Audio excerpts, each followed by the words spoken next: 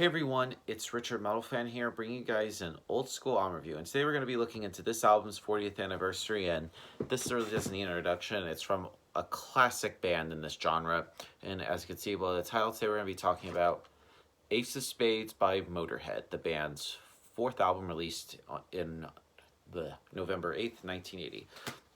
Now, Motörhead doesn't really introduction. Shouldn't like pretty much one of the best bands from the UK. They put out like this is the fourth album after releasing like other previous albums like Overkill and Bomber.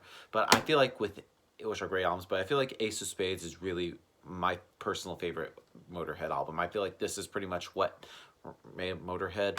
I mean, they always have like just the classic sound. They have like a formula that they stick with, like especially like very just hard rock sounding, a little bit of metal influence, and also has a little bit of like a punkiness to their sound a little bit. As vocally, this has of course the classic lineups of the late great Lemmy Kilmister and the late Phil Taylor and the late Fast Eddie Clarke. I feel just may they all rest in peace. Just the vocally, Lemmy just has that signature sound, and just the signature guitar playing from Eddie is great, and just the drumming from Phil. And Phil is, I believe, from what I heard, one of those first like rock metal drummers to incorporate like double bass drumming. So yeah, without just further ado, let's dive into the song track by track. Now, starting things off is the title track, Ace of Spades. Now, this is the song, or one of the signature Motörhead songs that you probably would hear when you first hear this album. And it starts off with a fast bass line from Lemmy Kilmister, the god himself.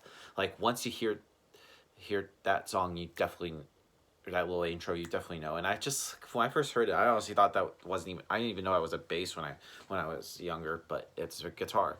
And it lasts about a few seconds, and then just kicks right in with Eddie and Phil just rocking in, and has some great lines, some riffs, and this song just doesn't let up for a second, and it has a great guitar solo. It's just a straightforward song. It's a great way to start off this album.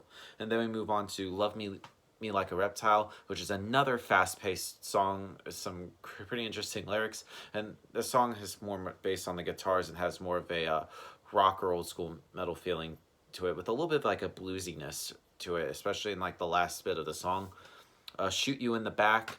Now, the guitar riffing in the beginning of the song is pretty much was what the bass line does in like the beginning of the title track, and Eddie just lays a great riff which just explodes and in there, and it lasts about 6 seconds to do that, and just Lemmy just sings as always, guys. And I don't even need to mention that. And the riffing combined with the chorus has a little bit of like a grooviness to it, with a little bit of clean guitar sound. Live to Win, and this song, kind of similar to Ace of Spades, has a bass intro which has a similar formula. It does, but it's not the same song at all. And this song is like a mixture of Ace of Spades with like the speed and presence of the bass, and like the previous song with the clean guitar, which has a cleaner guitar solo as well. And this song actually has like two guitar solos, and the second one being my favorite for it. But yeah, good song. I mean, moving on to Fast and Loose, and this song just has the classic Motörhead song, but also has a little bit like the bluesy influences as well. Well, and this song is just like catchy as the previous, and the bass again is like behind the guitar as well, kind of similar to Love Me Like a Reptile.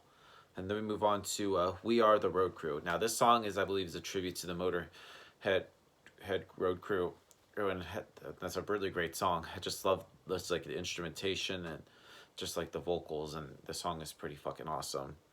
And then we move on to Fire Fire.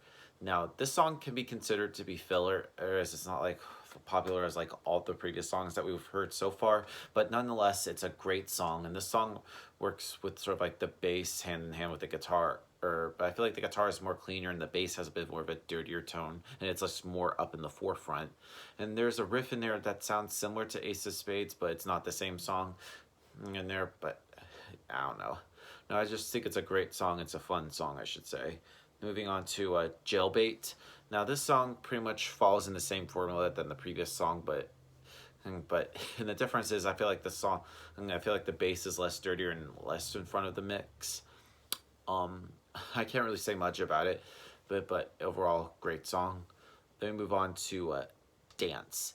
Now, I don't really need to say much about this song other than it's just a fast-paced song, and the main riff in the song is played faster than the previous, and the bass is more upfront. Um, and then I got, I don't know, no, great song.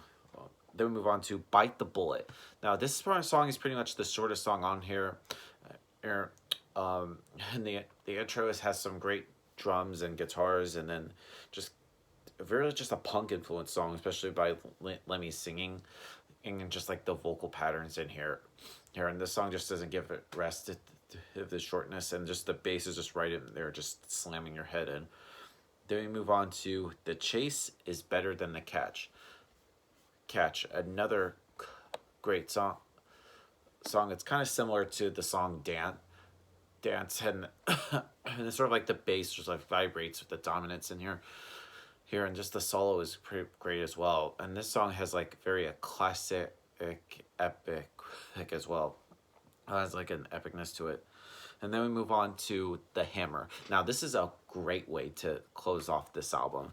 And this song is really unique because it's just a very fast pace. And this is one of the fastest songs on here. The riffing is just insane. The guitars is mixed at the same level in the bass. Overall, a great way to end this album. Now, then we move on. Now this song has some two bonus tracks. This version I have. The first one is "Please Don't Touch." I thought it's a pretty good song, but it doesn't make the album less good or bad. But it just feels like damn, it's like it's already so good. But it's great. And then "Emergency." Now this is an interesting song because this song, Fast Eddie Clarke actually does lead vocals on this song, and like Lemmy does backups. And I feel like Eddie had a great voice. Now overall, Ace of Spades by Motörhead, a classic album. If you haven't heard this album, what are you doing with your life? Come on. I mean, this album, I feel like just really just what made Motörhead. And this is pretty much what, in my opinion, what made Motörhead well known. So if I had to give this album a score, I'm going to give Ace of